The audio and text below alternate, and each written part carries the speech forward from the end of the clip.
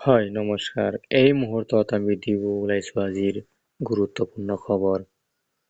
অপহৰণৰ চেষ্টাৰ অভিযোগ বীৰলাচি থানাৰ ৮জন সদস্য আটক, মুখ্যমন্ত্ৰীয়ে দিলে ডাঙৰ হুংকাৰ।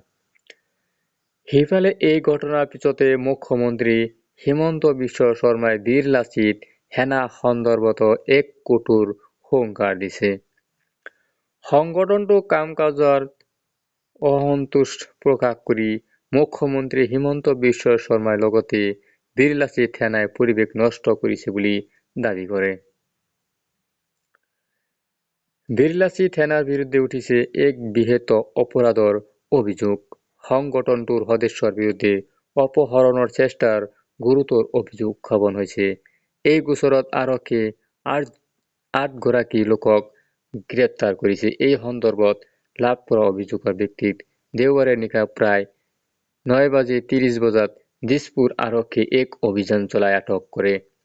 এই লোককেইজনৰ পৰা বহু আপত্তিজনক সামগ্ৰীৰ লগতে সংগঠনৰ কিছু নথিপত্ৰ উদ্ধাৰ হোৱা বুলিও জানিব পৰা গৈছে। প্ৰকাশিত খবৰ অনুযায়ী দিছপুৰ আৰক্ষীয়ে ইৰশ্বাদ খান নামৰ এজন যুৱকৰ পৰা এই সন্দৰ্ভত অভিযোগ লাভ কৰিছিল। অভিযোগকাৰী ইৰশ্বাদ খানে নিজ অভিযোগত উল্লেখ কৰা মতে প্ৰায় ১০-১৫ জন অচিনাকি ব্যক্তিৰ এটা দলে মহানগৰীৰ বৰবাৰীৰ প্ৰতীক্ষী চিকিৎসালয়ৰ সন্মুখৰ পৰা তেওঁৰ বন্ধু ৰাহুল মিশ্ৰক বলপূৰ্বকভাৱে তুলি লৈ যায়।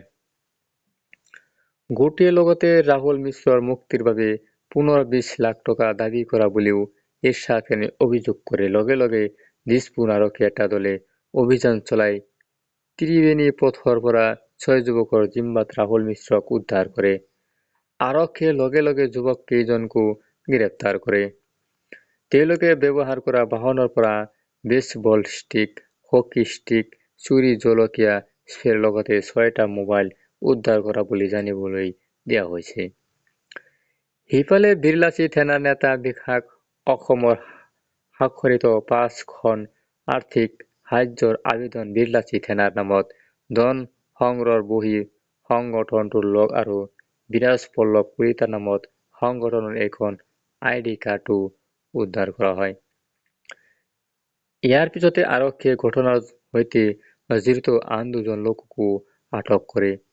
ধৃত লোক কেইজনক বিশ্বজিৎ দলে, ইমজাজুল হক, ৰোহন আলী, মোহন বৰা, নেতু আহমেদ, চিন্ময় দেৱ, ৰিয়াজ আহমেদ, বিৰাজ পল্লৱ কলিতা বুলি চিনাক্ত কৰা হৈছে। এই আটাইকেইজন লোকৰ লগতে তেওঁলোকৰ পৰা জব্দ কৰা সামগ্ৰী তথা বাহন থানালৈ যোৱা হয়।